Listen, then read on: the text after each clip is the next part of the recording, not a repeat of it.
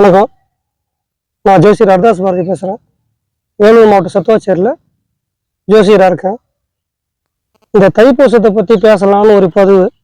இந்த பதிவில் வந்து தைப்பூசம்னா என்ன, எதனால் அது முருகரோட தொடர்பு கொள்ளுது, தைப்பூசத்தில் இன்னும் சில விழாக்கள்லாம் இருக்குது, அதை பற்றின ஒரு தகவல் கொடுக்கலான்ட்டு ரகுராமன் சொல்லியிருந்தார். My India my people channel மூலிமா அதை பற்றி சொல்லிடலாம் அப்படின்ட்டு இந்த பதிவு. தை மாசத்துல மகர சங்கராந்திக்கு அடுத்து வர்றது பார்த்தீங்கன்னா இந்த தைப்பூசம். கடகராசி அதில் வந்து பூச நட்சத்திரம் அப்படின்னு ஒரு நட்சத்திரம் வரும். கடகராசியில் வந்து 3 நட்சத்திரம் வரும். புனர்பூசம், அதுக்கப்புறம் பார்த்தீங்கன்னாக்கா பூசம், ஆயில்யம். இந்த பூசம் நட்சத்திரத்தில் குரு வந்து உச்சமாகிறார். குருவுடைய நட்சத்திரம் பூசம்னு சொல்லுவாங்க. இந்த குரு சந்திரன் சேர்க்கையே பார்த்தீங்கன்னாக்கா குரு சந்திர யோகம், கஜகேசரி யோகம், இந்த மாதிரி சில யோகம்லாம் அமையக்கூடிய ஒரு அற்புதமான ஒரு நாள். குரு வந்து கடகத்தில் அடுத்த வருஷம் வரப்போறாரு, கடகராசியில். அவர் பூச நட்சத்திரம் வர்றப்போ தைப்பூசமும் வந்துச்சுன்னா இன்னும் ரொம்ப விசேஷம். ஏன்னா சந்திரனும் குருவும் ஒரே நட்சத்திரம் சஞ்சாரம் பண்ணுவாங்க பூசத்தில். அப்போ ரொம்ப அற்புதமான ஒரு யோகமான ஒரு பலன்கள்லாம் கிடைக்கும்ன்றது ஒரு கருத்து இருக்கு. அடுத்து வந்து நமக்கு வந்து மே மாதம் திருக்கணித பஞ்சாங்கப்படி மே மாதம் 1ஆம் தேதி குரு பயிற்சி. அப்போ பூச நட்சத்திரம் குருவுடைய நட்சத்திரம், சந்திரனுக்கு வந்து ஆட்சியான வீடு. அந்த இடத்துல வந்து 8வது நட்சத்திரமா வருவார். அங்கே வந்து சந்திரன் வரப்போ தை மாசத்துல பூச நட்சத்திர சந்திரன் சஞ்சாரம் பண்ண தைப்பூசம்ட்டு முருகருக்கு ரொம்ப விசேஷமா கொண்டாடுறாங்க. என்ன விஷயம்னா, எல்லா சுவாமிக்கும் பார்த்தீங்கன்னாக்கா ஏதோ வந்து ஒரு நட்சத்திரம் தான் விழாவா இருக்கும். இப்போ பார்த்தீங்கன்னா உதாரணமா சிவபெருமானுக்கு திருவாதிரை, அதுக்கப்புறம் பாருங்க ராமர்னா புனர்பூசம், கிருஷ்ணர்னா ரோகிணி, பிள்ளையார்னா அஸ்த நட்சத்திரம், நம்ம அத்திவரதனும் அஸ்தம் தான். இந்த மாதிரி ஏதோ ஒரு நட்சத்திரம் தான் தொடர்புல இருக்கும். ஆனால் இந்த முருகருக்கு மட்டும் பார்த்தீங்கன்னாக்கா ரொம்ப விசேஷம். பார்த்தீங்கன்னா 3 நட்சத்திரம் முருகருக்கு தொடர்பு சொல்றாங்க. ஒன்று விசாகம், வைகாசி விசாகம் ஒன்று. அதுக்கப்புறம் பாருங்களேன், கிருத்திகை நட்சத்திரம் முருகருக்கு உண்டான நட்சத்திரம், பூசம் முருகருக்கு உண்டான நட்சத்திரம்ன்றாங்க. என்ன இது, முருகருக்கு மட்டும் 3 நட்சத்திரம் எப்படி தொடர்புல வருது? எல்லாம் முருகர் உண்டான நட்சத்திரம்னா அப்ப இந்த 3 நட்சத்திரத்துக்கு ஏதோ ஒரு வித்தியாசம் இருக்கணும் இல்லையா? முருகர் பண்ண அற்புதம். அதில் இப்போ பார்த்தீங்கன்னா விசாக நட்சத்திரத்தில் தான் முருகருடைய அவதாரமே. சிவனுடைய நெற்றிக்கண்ணிலேருந்து இந்த அசுரர்கள் வரம் கேட்குறாங்க. வந்து அதாவது பார்த்தீங்கன்னா கர்ப்பவாசம் இல்லாத உன்னுடைய சக்தியில வரக்கூடிய மகனால தான் எனக்கு மரணம் வரணும்ட்டு நம்ம சூரன் கேட்குறான். அதனால வந்து பார்த்தீங்கன்னாக்கா கர்ப்பவாசம் இல்லாம சிவனுடைய சக்தி மூலியமா வரக்கூடிய மகனால தான் மரணம் வரணும், இப்படி ஒரு வரம். அதனால சுவாமி என்ன பண்றாரு, நெற்றிக்கண் மூலியமா வந்து 6 தீப்பொறி உருவாக்கி முருகரை வந்து கார்த்திகை பெண்கள்கிட்ட அனுப்புறாரு, 6 பேர்கிட்ட. அந்த சம்பவம் நடந்தது பார்த்தீங்கன்னா விசாக நட்சத்திரம். இது முருகருடைய பிறப்பு நட்சத்திரம். அடுத்தது கிருத்திகை ஏன் தொடர்பு கொள்ளுது அப்படின்றப்ப இந்த 6 கார்த்திகை பெண்கள் வந்து வளர்த்ததால, அதுக்கப்புறம் கிருத்திகை நட்சத்திரத்தை அன்னைக்கு தான் அம்பாள் வந்து அந்த 6 குழந்தையும் ஒன்று சேர்த்தான். 6 முகத்தை ஒரு முகமாக்கணும். இது கிருத்திகை நட்சத்திரத்துக்கு உண்டான தொடர்பு. அடுத்தது இப்போ தைப்பூசம் பாருங்க, வைகாசி விசாகத்துல முருகர் அவதாரம், கார்த்திகை மாசம் வர கிருத்திகை நட்சத்திரத்துல 6 முகத்தை ஒரு முகமா ஆக்கின ஒரு சம்பவம் நடந்துச்சு. இப்போ வந்து தைப்பூசத்துல சூரனை வதம் பண்றதுக்காக அம்பாள் வந்து தன்னுடைய சக்தியால திரட்டி வேல் கொடுத்த தினமா இதை வந்து நாம ரொம்ப விசேஷமா கொண்டாடுறோம்.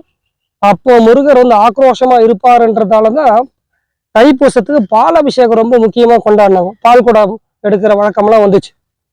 பால் குடம் எடுத்து குடமா முருகருக்கு வந்து பால் அபிஷேகம் பண்ணுவாங்க. பழனிலெல்லாம் பாத யாத்திரைலாம் போவாங்க.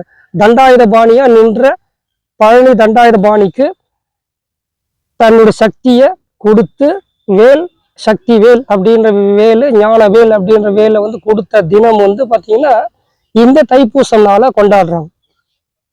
அப்போ நம்ம தென் தமிழ்நாடுன்னு சொல்லக்கூடிய நம்ம பழனி, திண்டுக்கல் இந்த சைட்லலாம் பார்த்தீங்கன்னாக்கா பாத யாத்திரை போகிற பழக்கம்லாம் இருக்குது. பச்சை துணி கட்டிண்டு, பச்சை வேஷ்டி கட்டிண்டு நிறைய பேர் பாத யாத்திரை போவாங்க. முருகருக்கு அது ரொம்ப வந்து பிரீத்தியான ஒரு விழாவை கொண்டாடுறாங்க. நிறைய இடத்துல வந்து தைப்பூசம் விழா வந்து முருகருக்கு கொண்டாடுறாங்க. இப்போ பாருங்க, 3 நட்சத்திரத்தை பற்றி நம்ம தெரிஞ்சுக்கிட்டோம். 1 அவதாரம் விசாகம், ரெண்டாவது 6 முகத்தை ஒரு முகமா ஆக்குறது கிருத்திகை, மூணாவது பார்த்தீங்கன்னா வேல் வாங்கின நாள் வந்து இந்த தைப்பூசம் அப்படின்ற மாதிரி நாம வந்து எடுத்துக்கிட்டு வரோம். இப்போ தைப்பூசம் விரதம் இருக்கிறதால முருகருடைய பரிபூர்ண அருள் நமக்கு வந்து கிடைக்கும். பால் அபிஷேகம் பண்றது உண்டு. இப்போ தைப்பூசத்துல என்னென்ன விசேஷம் வேற என்ன நடந்துச்சு அப்படின்றப்போ, ஸ்ரீரங்கத்துல நம்ம சமயபுரம் அம்பாளுக்கு வந்து தைப்பூசத்தன்னைக்கு தான் பெருமாள் வந்து அண்ணனா இருந்து வந்து நம்ம வருஷத்தட்டெல்லாம் அனுப்புவார். இது ஒரு விழாவா அங்க வந்து கொண்டாடுற வழக்கமா இருக்கு. அதே மாதிரி வடலூர் அப்படின்ற இடத்துல வந்து வள்ளலார் ரொம்ப பிரபலமா இருந்த ஒரு மகான். அவர் ஜீவ காருண்யத்தை உலகத்துக்கு வந்து பரப்பினவர். எல்லா உயிர்களும் சமமா பார்த்தவர். வாடிய பயிரை கண்ட போது நான் வாடினேன் அப்படின்ற மாதிரி சில வசனம்லாம் அவர் வந்து எடுத்துட்டு வந்தாரு. ஜீவ காருண்யத்தை வலியுறுத்தினார். ஜீவ காருண்யம் இல்லாத ஒரு ஆன்மீகமே இல்லை அவரை பொறுத்த வரைக்கும். அவர் வந்து திருவாசகத்தை ஒரு ஓலைச்சுவடியில் எழுதி வந்து தன்னுடைய குடுமியில கட்டி வச்சதாகவும் அவர் சொல்லுவாங்க. எப்பயுமே அவர் வந்து முக்காடு போட்டுட்டு இருந்ததால அவருக்கு குடுமி இருந்ததெல்லாம் நிறைய பேர் தெரியாது. அவர் முக்காடு போட்டுட்டு தேகத்தை வந்து அந்த ஒளி பிழம்பான தேகத்தை வந்து அவர் வெள்ளை துணியை மறைச்சிக்கிட்டே இருப்பார். நிறைய இடத்துல அவருக்கு வந்து வள்ளலார் வந்து நிறைய இடத்துல வந்து அம்பாள் வந்து காட்சி கொடுத்துருக்கா. வள்ளலார் வந்து சென்னையில வந்து நம்ம 5 கிணறு பகுதியில் அங்க வந்து இருந்திருக்காரு. அங்க வந்து வீட்டுல வந்து ஒரு கண்ணாடியில வந்து ஜோதியா பார்த்துருக்காரு முருகப்பெருமான. இந்த மாதிரி சில வரலாறுலாம் இருக்கு. பாரிஸ்ல வந்து கந்த கோட்டம்னு இருக்கு. அந்த கந்த கோட்டத்துல அவர் வந்து வழிபாடு பண்ணியிருக்காரு. சென்னை பகுதியில் வள்ளலார் நடமான இடம்லாம் இருக்கு. அந்த வள்ளலார் வந்து பார்த்தீங்கன்னாக்கா தைப்பூசத்தன்னைக்கு தான் ஜோதியில தன்னை வந்து ஐக்கியம் வந்து ஆக்கிட்டார். 7 திரைய விளக்கி மாயை, கண்மம், நம்மளுடைய குரோதம், இந்த மாதிரி சில கெட்ட எண்ணங்கள்லாம் விளக்கிட்டு தூய மனதோட இறைவனடி சேரணும்ன்ற மாதிரி அவர் வந்து 7 திரை விளக்கு வராது வந்து அடர் நிறத்துல இருந்து வெளி நிறத்துக்கு அப்படியே மாறிக்கிட்டே வரும். மாயை, கண்மம், குரோதம், பொறாமை, இந்த மாதிரி நிறைய சில தீய எண்ணங்கள்லாம் சொல்லுவாங்க. அந்த 7 எண்ணங்கள் வந்து விளக்கிட்டு நாம வந்து அடர் நிறத்துல இருந்து வெளி நிறத்துக்கு சுத்தமா நம்ம வந்து இறைவனடை சேரணும்ன்ற மாதிரி அவர் எடுத்துட்டு வந்தார். இந்த பூச நட்சத்திரம் அன்னைக்கு தான் தைப்பூசத்தன்னைக்கு தான் அவரும் வந்து பார்த்தீங்கன்னாக்கா சுவாமியோட ஐக்கியமானார். அதே மாதிரி இந்த தைப்பூசத்தன்னைக்கு தான் நடராஜர் வந்து பார்த்தீங்கன்னாக்கா திருவாதிரையில வந்து நடனம் ஆடினதா ஒரு வரலாறு நீங்க போன வாட்டி பார்த்தோம். யாருக்காக? பதஞ்சலி முனிவருக்கும் வியாக்கரபாதருக்கும். இந்த தைப்பூசத்தன்னைக்கு ஒரு நடனம் ஆடினாரு. அது ஆனந்த தாண்டவன் பேரு. இப்போ நடனம் ஆடுறப்போ அம்பாலோட சேர்ந்து ஆடுவார். தாயோட சேர்ந்து ஆடுறார். போட்டி தாயோட வந்து சேர்ந்து நடனம் ஆடின ஒரு சம்பவம் இந்த தைப்பூசத்தன்னைக்கு தான் நடந்ததா ஒரு வரலாறும் சொல்றது உண்டு. இப்ப பாருங்க, தைப்பூசத்து எவ்வளோ பெரிய விசேஷம்லாம் இருக்கு பாருங்க. குருவுடைய நட்சத்திரமும் தைப்பூசம் தான். இது பூச நட்சத்திரம் தான். கடகம் அங்க ஆட்சி ஆகிறது. சந்திரன் வந்து கடகத்துல ஆட்சி ஆகிறது. சந்திரனுடைய பலம் அம்பாளுடைய பலத்தோட இருக்கா.